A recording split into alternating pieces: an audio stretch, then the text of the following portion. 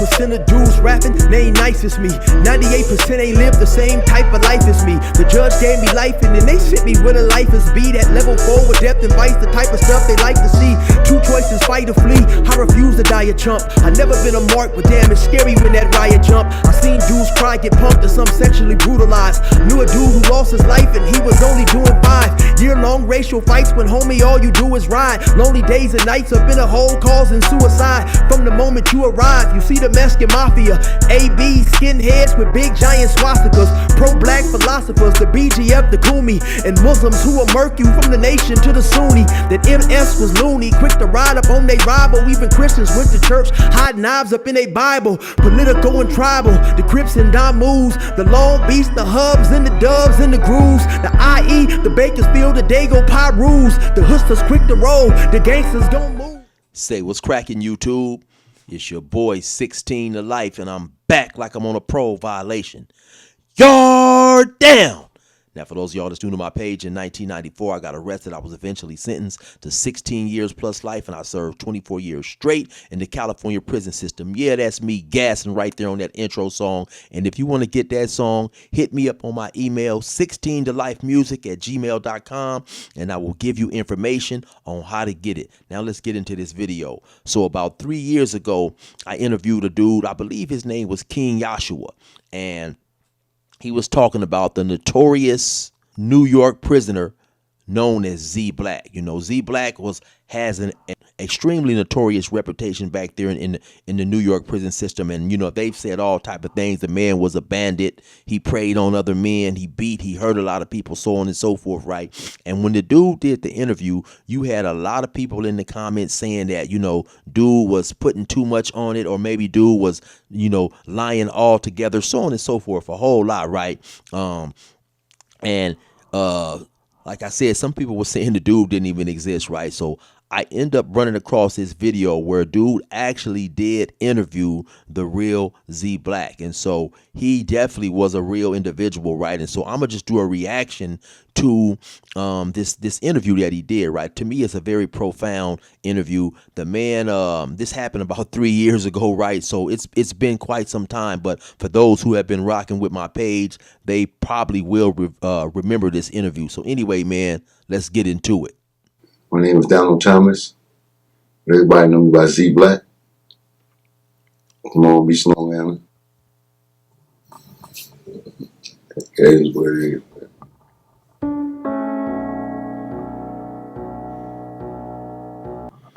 Okay, so we just got our first look at the notorious Z Black. This dude is a pretty extremely big individual physically, man, and to my understanding, he's well known throughout the New York prison system. You understand? So I was destined to be a bad guy. I was a very hateful young kid growing up. You know, people moms, when I'm from Long Beach, everybody moms hated me. I was in the streets. I was everywhere. I was breaking into parking meters. I was burglarizing. I was robbing people's houses. I was a 9-year-old terror, man. I was one of the worst. I think I was the worst kid in Long Island at the time. I inflicted a lot of pain on a lot of people.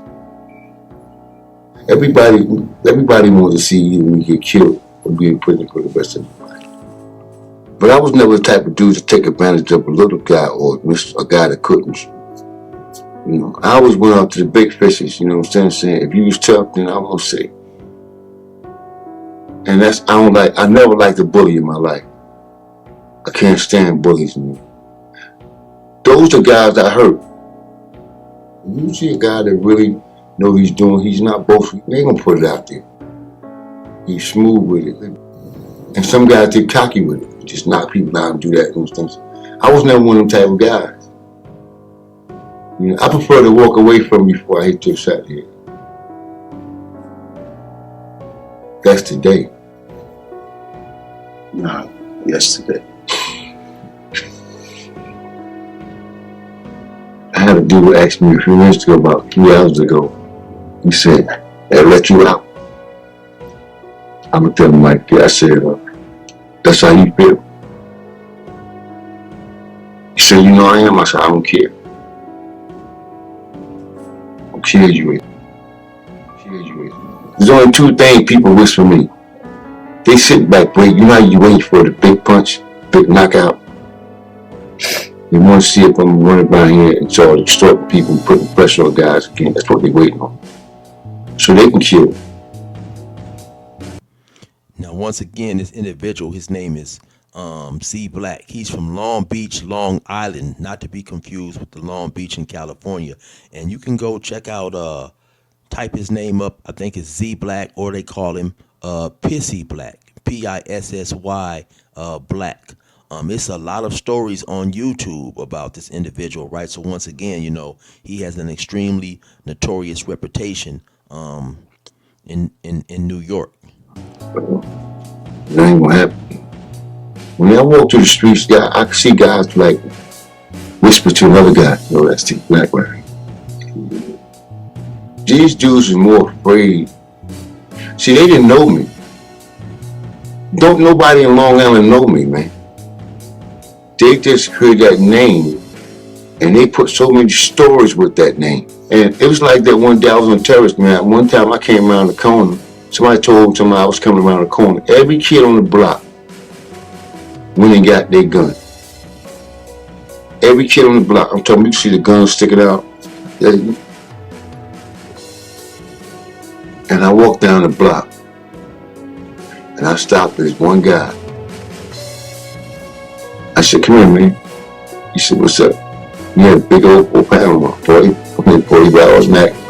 He said, you're a black man, we ain't having him out here. I said, man,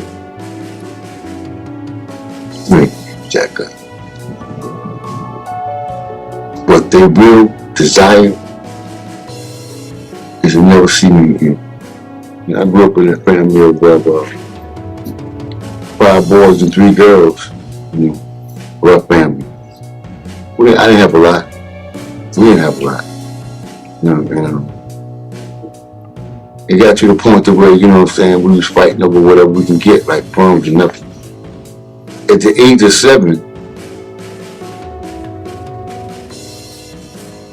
7, man, my brothers, man, my brother. Wow, that's deep right there, man. He said at the age of 7, his brothers took advantage of him in a way they shouldn't have. So that's definitely got to be some psychological damaging type stuff right there, man.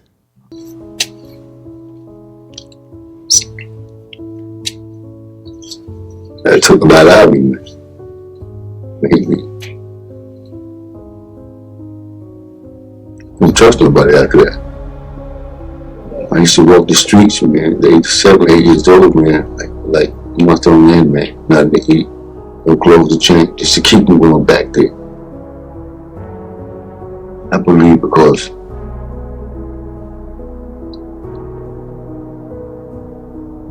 I was different, man. I was the type, I always thought I was a tough kid. I always thought I was a tough kid growing up. I used to jump out the window and be on the street before they got on the block. You got this selling weed, stealing, robbing at that age, you know what I mean? Young age.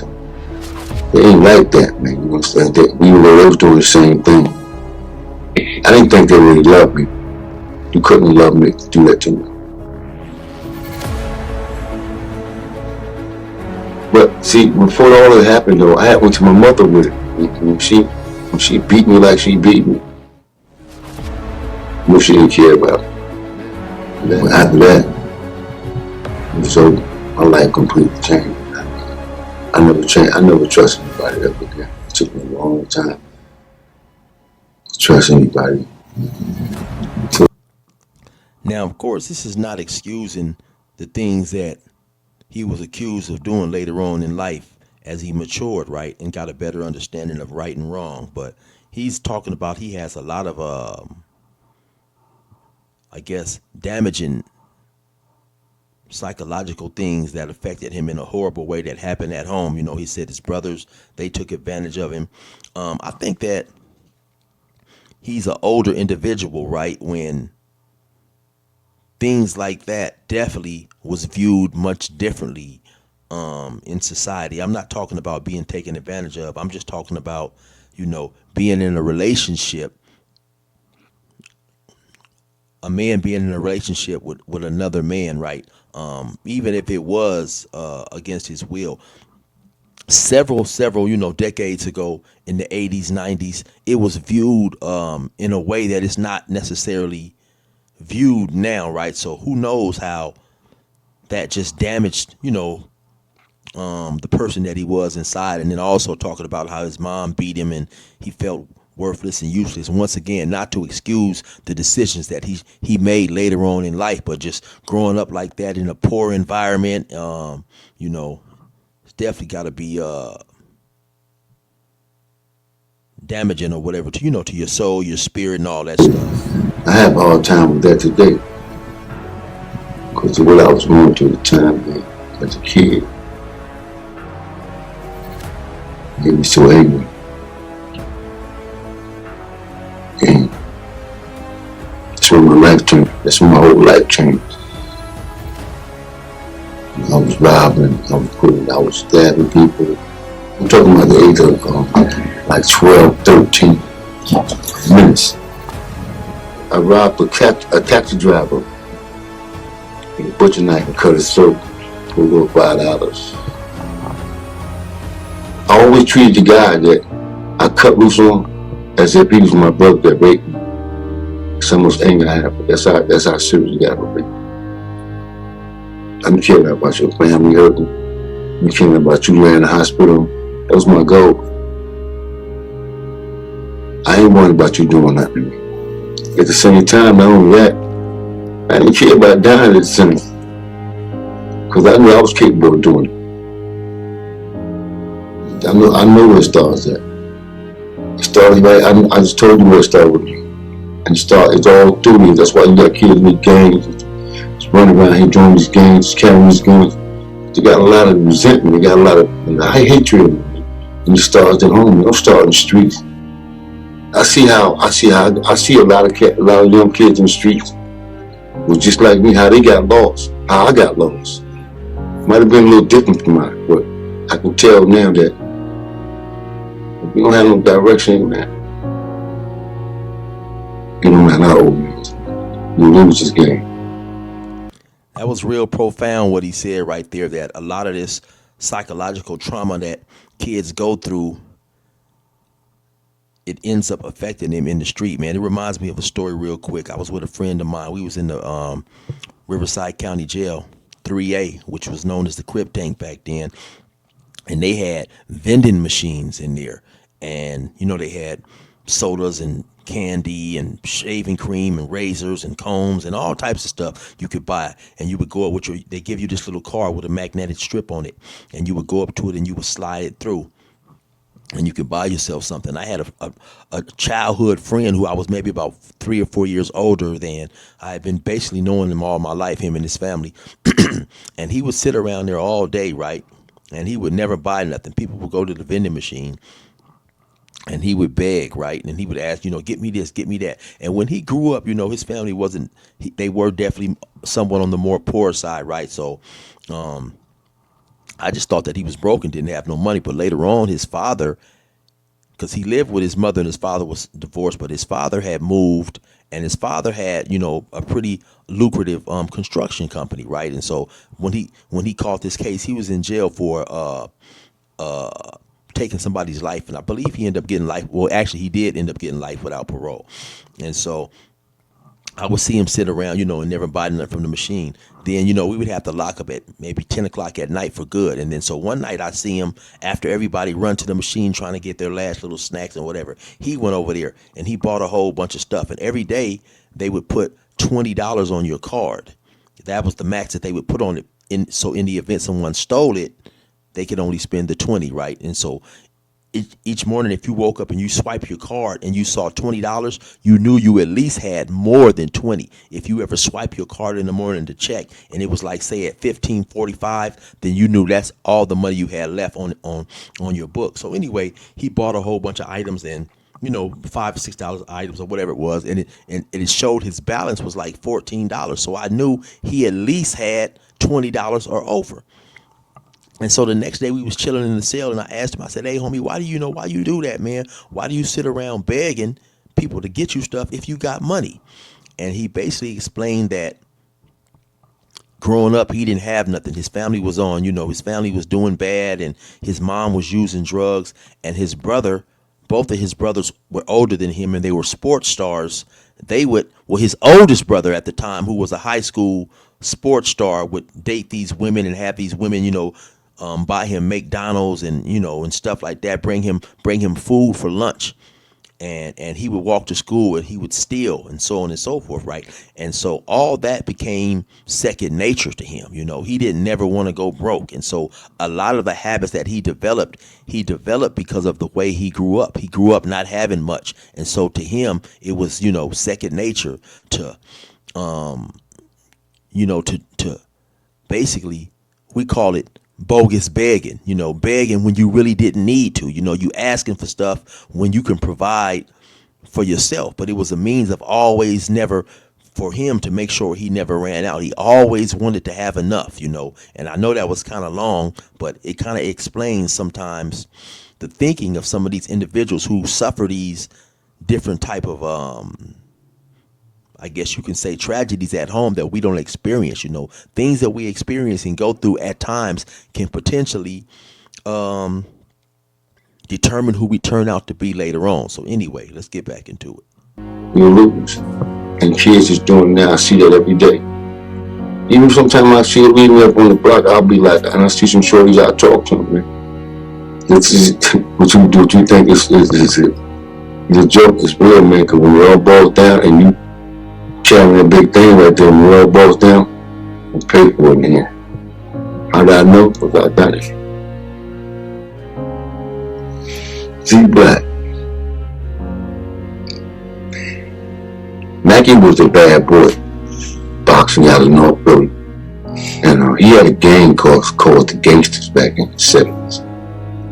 I ran across him one day. He was going to Philly, so he said, I want to talk to you. I said, man, I want to join that gang. I want to get down with your team. He's like, you serious? He said, meet me back up here Monday. And I was living in California, in Intstagram. He brought all his team around. He said, we're going to have to fight this dude right here. He said, y'all going to have to shake out. So I said, I think I was 13 years old. And we shook, when this kid named Reggie Young, we shook like two pit bulls. We shook. Once they broke it up, they said, he already had us, his name was Greg. And this guy, and Mackie said, listen, he said, being you young, he said, who here name that you want? He said, out of 30 people, he said, pick a name out of anybody here you want. There was a dude named Charles, but his name was Z Black. I said, what's your name? He said, Z Black. I said, I want that name right there. And that's how Z Black came. That's what it started at. Never had no friends. Never. I ain't gonna lie, I never had a friend. It took me a long time, man, to even talk about this. Talk about more about everything else I did, but the real things that hurted me, I didn't never talk to about.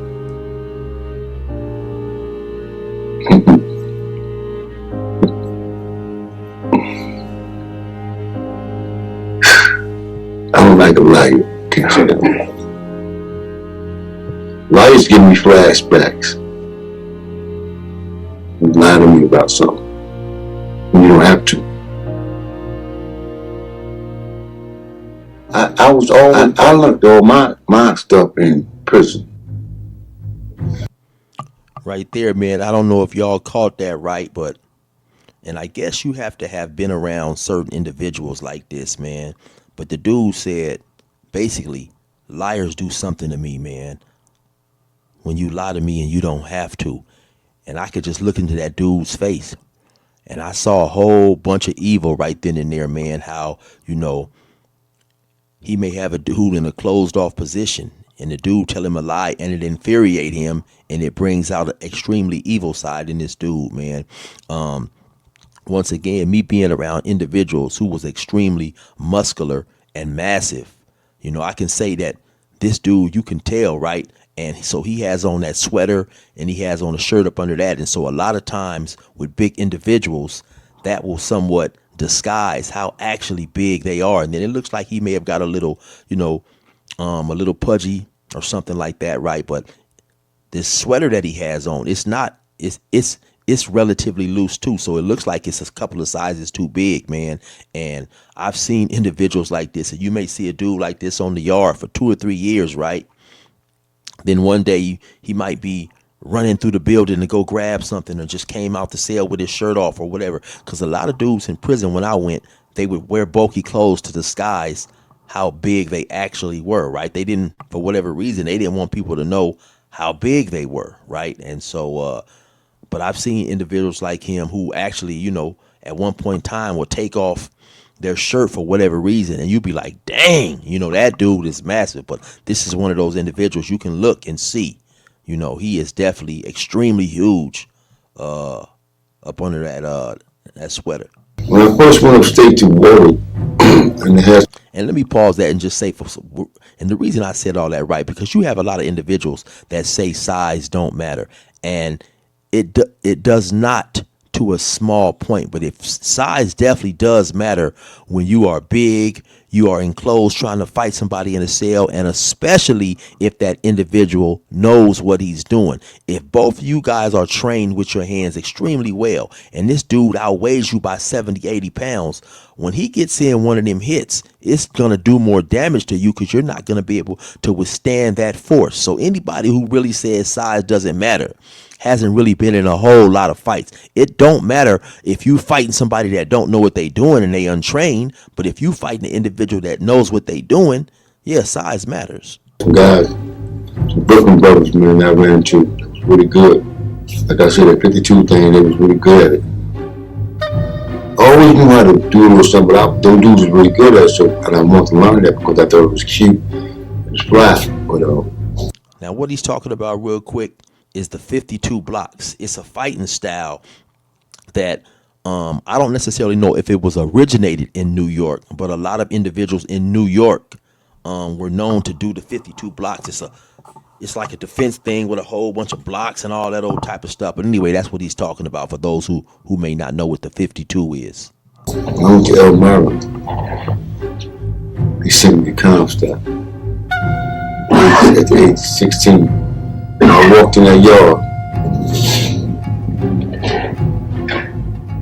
I couldn't believe how many dudes out there that were just as good as the guys that was on TV. Just as good as the guys that was on TV. And I just sit back, I said, yo, I want to do that. Like as a kid growing up, I always knew I could scrap, I always could scrap. I said, I want to be good at this. I don't just want to be apt, I want to be really good at this here. And by me being angry where I was, I put so much time to learn how to defend myself that's all I did. And I caught this old time out of Brooklyn named K.O. Smith, the best I ever seen. The best I ever seen. I seen some bad boys, but I ain't seen nothing like him. I seen the Glass Man, I seen the Shot, I seen all these old, not like K.O. Smith, man. And I talked to him and I said, listen, I want to learn how to do that. And didn't know that he was Muhammad Ali's sparring partner. Once he taught me this stuff, and I honed my skills because I would go back to my cell and still work on the things he showed me how to do. You understand what I'm saying? And I just got better and kept getting better and kept getting. And once I became good at it, and they started having tournaments where you boxing from guys from the streets coming in and the work I was putting in, I felt that was like highlight of my life at the time, but that's the only thing I owned. You understand what I'm saying? I felt good about myself. That was the only thing that boost my self-esteem up in my life at that time. But when I was growing up and I had it and I was doing my thing with it, I sparred with some of the best. This is a fact. I sparred with some of the best heavyweight champions in the world, bro. At the age of 19, 20, I sparred against Larry Holmes. Eastern Pennsylvania. That's where he's from. I went all the way down. I sparred against Joe Frazier, two sons, Marvin and Marv from North Philly. I went down to Chicago and sparred against Pinkerton, the heavyweight champion at the time. the one that Mike Tyson beat. Tim Weatherspoon. I worked with some of the baddest dudes in the game. You understand what I'm saying? I was about to get with Holyfield, but I caught a bid. I was just waiting to go to jail. I was so comfortable putting the handcuffs on App. You know, I was like, he didn't have to take it off because I knew I'd be at another 15, 20 minutes. As soon as I leave your house, I'll be over in the county jail. You can bet on that. I really wanted, matter of fact, I was about to turn pro in 1980, 81. I caught a bid, man. But I was so good at it. I was 20 years old, 21 years old. I was so good at it. And the guys because I used to go all over, they used to call me up. You know, even some of the great middleweights, Mike McCullough, the body snatcher out of Brooklyn, you understand what I'm saying? Middleweight champion, he used to call me up. I used to come out here and shake with him and go 4 or 5 rounds with him and stuff like that there. Well, anyway, right?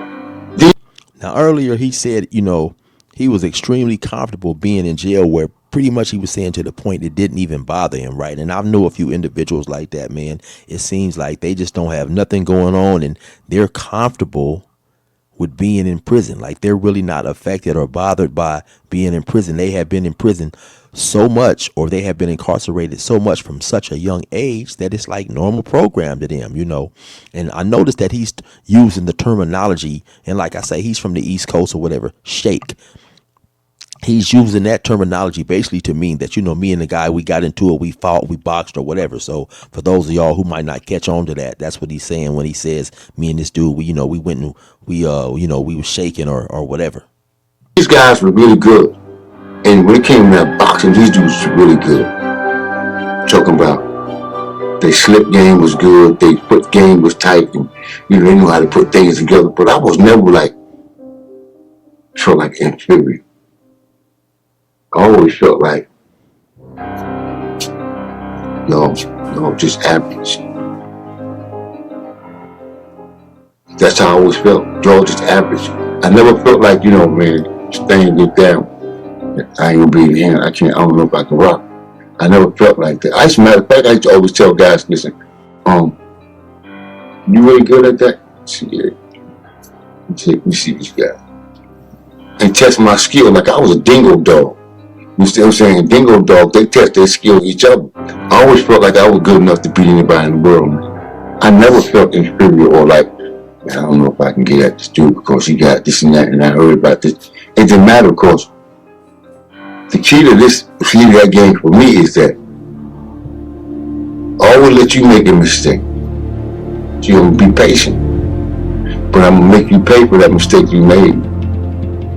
I never felt like that. Even when I was around James Cooper, Lenny Grayton, these dudes are martial art guys, man. I'm talking pick apples out the air and sword type dudes. You understand what I'm saying? These guys, and we used to get around each other, man, and I used to be like, we used to like, yo, when we gonna work? I said, we can work right now. And after a while, they see how good I was. They just ask me, yo, I teach you the martial art. Why don't you teach them how to box like that? You know what I'm saying? But when I came home, it was an old timer named Don Turner.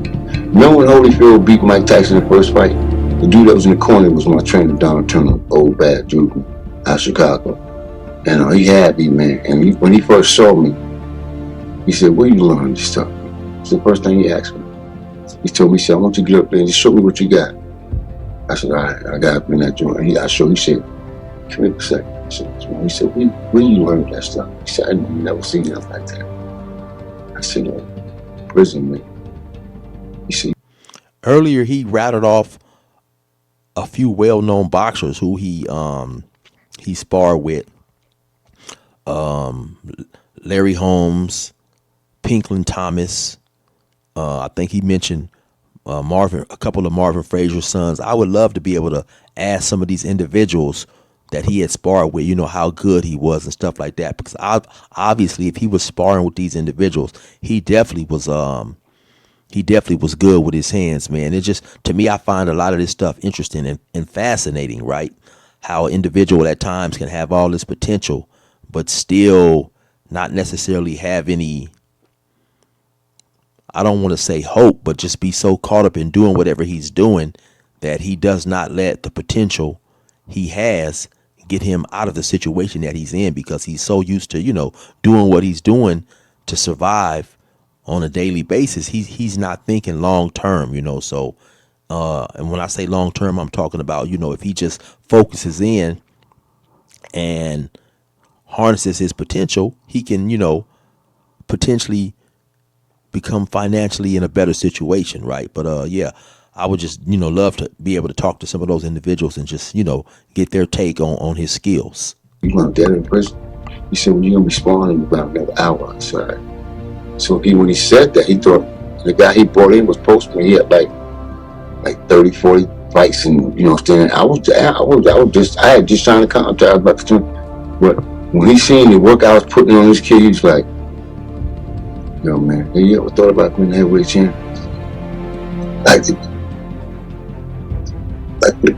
Shit. Got all the tools. Fast, smart, tricky. Seeing to move. But I allowed that. I had nobody in my life to say, yo, come on, man, you got that. Take my life. Obviously, take my life, man. Could have been anything. I could have been anything in my life, man. I could have been a pro football player. I could have been so much. I let the streets just take that from me. I don't understand, man. I had nobody to say, yo, come on, man. I didn't go to school learning this. I learned this here, man, just by watching dudes. That's how good I was great, bro. I was really great. Couldn't nobody tell me there ain't nobody on this planet could not have told me, man, that Mike Tyson would have had a face against me at my age 21 too. That's a fact. I was just that good. And every time I watched certain dudes and dudes bring a certain name, I shied back and like, that's my money.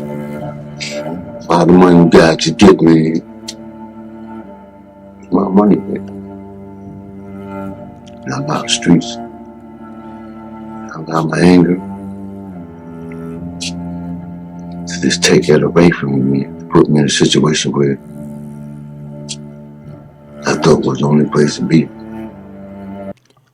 Now he's kind of reflected on something that I kind of just mentioned earlier, right? Now he's at a point where he's realizing just how good he was and how good he could have been had he just had a little guidance in his life, right? And I couldn't quite understand exactly what he said when he mentioned Mike Tyson, but it was something in relation to Mike Tyson basically would have had problems with him. He could have even beat Mike Tyson. And so, they say that the best never make it, right? They say it's always somebody better than the people that's in the NBA or the professional boxers or whatever sport it is, right? I've heard many people from Chicago saying that Isaiah Thomas, I don't know if people remember him, he was extremely good point guard. They were saying his brother was way better than him. His brother just fell off due to, being caught up in the street and messing with illegal substances and so on and so forth, right? But I ran across a lot of people in prison, man, who other individuals from their neighborhood was talking about how good they were at a certain sport or whatever, and they just took the wrong turn, man. Matter of fact, from time to time people mention Melvin Farmer, right? We haven't seen him much on YouTube lately, right? He gave me a call yesterday. I gotta call him back too, but I've seen a video that was talking about how good that dude was in basketball. That dude was extremely good, they said, right? And actually, me and Melvin, maybe about a year ago, we went to a gym, and I don't know, Melvin was probably in his late 60s. Man, Melvin stepped back outside that 3-point line, man, and must have knocked down 8-9 shots in a row. In his late 60s or however old he was, right? Thin, he didn't look like he was in shape, didn't look like he had any strength. That man picked that ball up, didn't have no warm-up shots, and just went to knocking down threes, right? So it's always, people who unfortunately let the streets get them caught up, right? I know, maybe years later, what I did was just destroy myself. Well, as a kid, 9 years old, I've been to Warwick, Highland, Goshen Annex, Industry, worship on trial. As an adult, I went to Franklin, Altona, Walkhill, Greenhaven, Comstock, Sing Sing, Sullivan, Attica, Clinton, Southport, Every maximum security prison I've been to, at least 5 times apiece. That's why I said, I ran across so much crime in there. So the way they treat people, they set you up, they put you in a box for 2 or 3 years, they don't feed you, they beat you up, kick you downstairs while you're handcuffed. And now, for those who may not be familiar with the New York terminology, the box is like the hole or the shoe. they make sure that your life is submissible, man. You know what I'm saying? I mean, one time I was in Wendy, 94, and this is a police named David Wolf. I'll never forget him. I had just made the parole board. I had just come out the door, and they gave me a date. I walked down to the mess hall, came back. He said, "You step to the side." And all the time this dude was doing, he was just beating up guys. He was a brolic white boy, beating guys up, and putting razors on them, saying they were trying to assault them, all that type of stuff. That's his whole alibi. Now, this guard that he's talking about, he said he was brolic. And once again, for those who may not be familiar with, the New York terminology, brolic is just big, cut up, bulky, just like a big dude.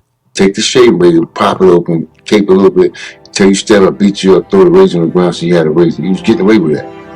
I walked. Okay, let's go back to that real quick, man. He's talking about how guards was dogging people out there in the New York system. I walked down to the mess hall, came back. He said, "You step to the side."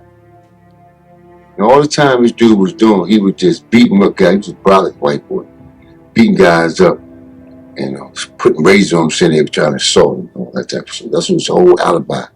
You take the shave razor, pop it open, cape it a little bit, till you step up, beat you up, throw the razor on the ground so you had a razor. He was getting away with that. I walked out, went to the mess hall that night. When I came back, he said, "You step to the side." I said, "For what?" He said, "He speak to you." I said, "All right."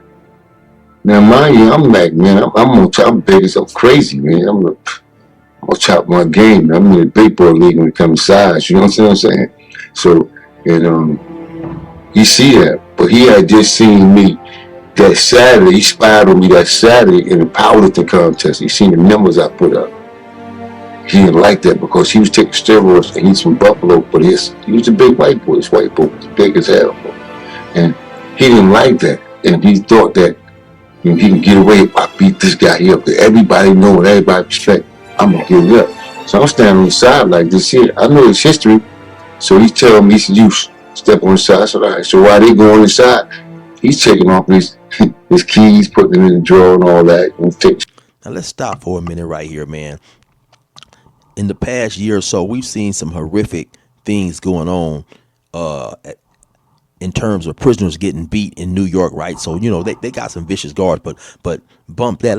This dude is talking about, man, this guard is upset with him because the guard is big and this dude is extremely big in prison. He said in 1994, back then they lifting weights and all that. He said he's at the top of his size. And he said the guard basically has an issue with him because the guard basically has low self-esteem because the guard is upset because this dude is big and he's lifting weights and he's bench pressing obviously a whole bunch of stuff, right? So this is the type of craziness people don't understand at times, man.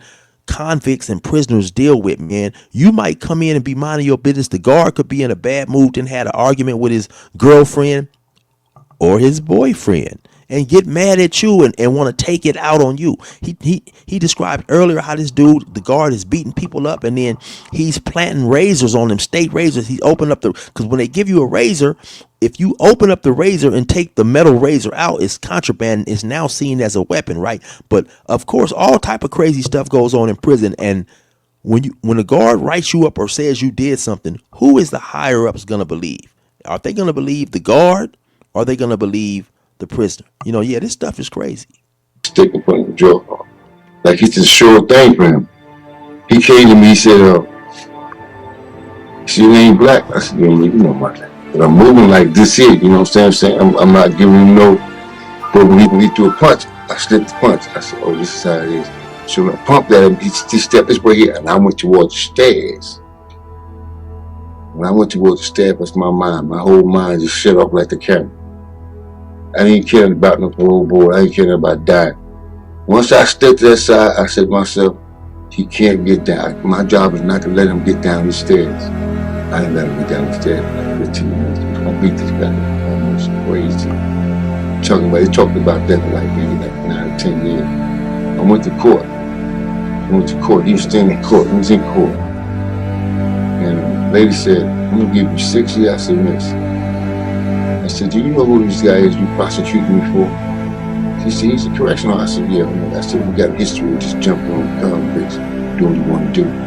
Do you care anything about that, or you just sending people in to get jumped on by these punks?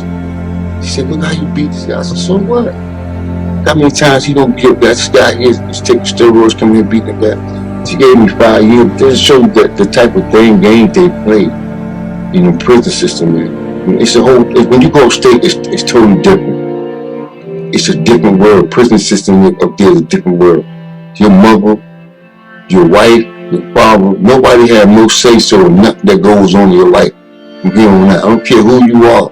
That don't mean nothing in the white people. People up there is some of the most vindictive, racist, slimiest people I ever met in my life, ever been around my life, man. I don't see them kill so many cats, man. Young boys that come through there, beat them to death, break their necks and all that type of stuff. That's the type of life that was killing cats coming up in there. You understand what I'm saying?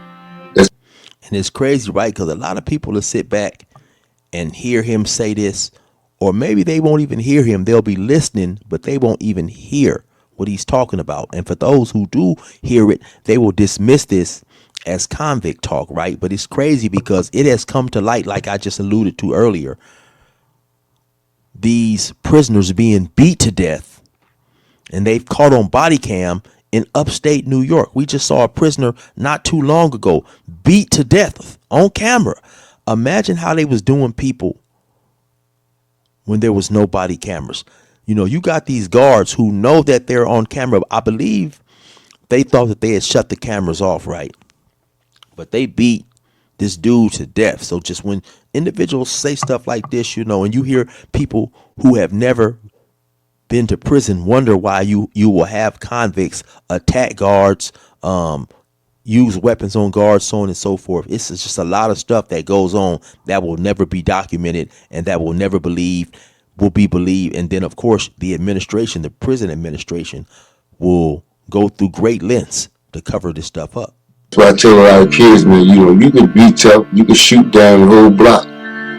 But once those Timberlands turn to state boots and then fairly coach and all that stuff turn all green, it's a different world.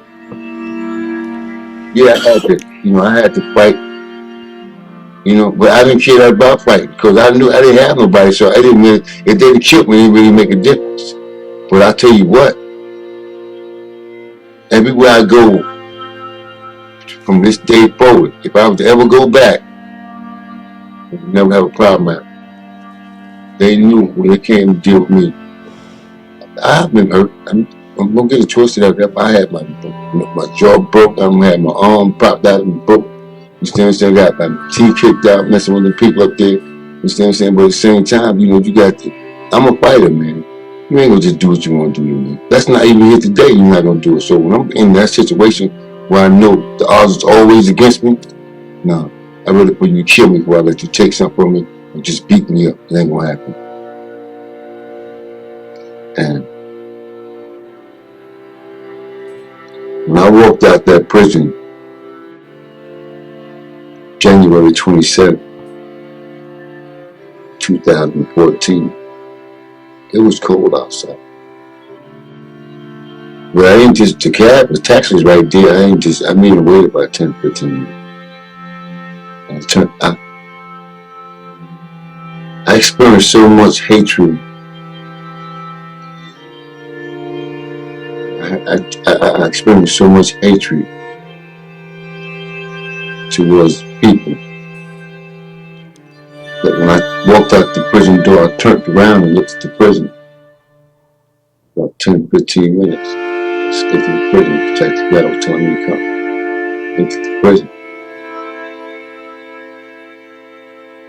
Before I got in the prison, I said, God, I said, if it's your will, I'm coming. And look. This is what I always believe. This is a fact. When I got shot 7 times, December 18th, 1998, I was supposed to die. But I know this much to be true. And it wasn't because of who I was. It wasn't because of who I could fight. I know God got a plan, man, for me.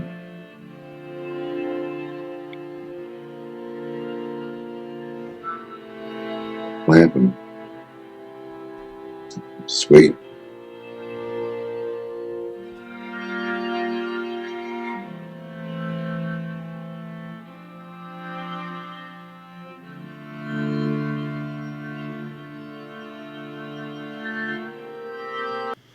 Okay, and so the name of this channel is called Thin Man Ventures. And then you see he's got his contact information up there. To my understanding,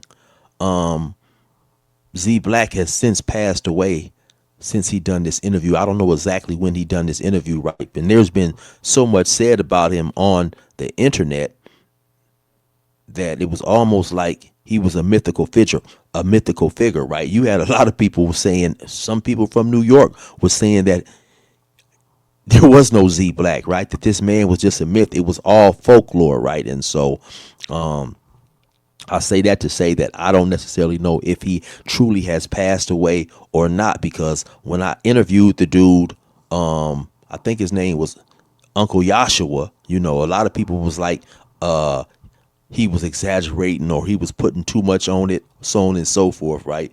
But at the end, it did turn out that this dude really did exist. So anyway, man, you already know what it is. It's your boy 16 to life. Resume normal program.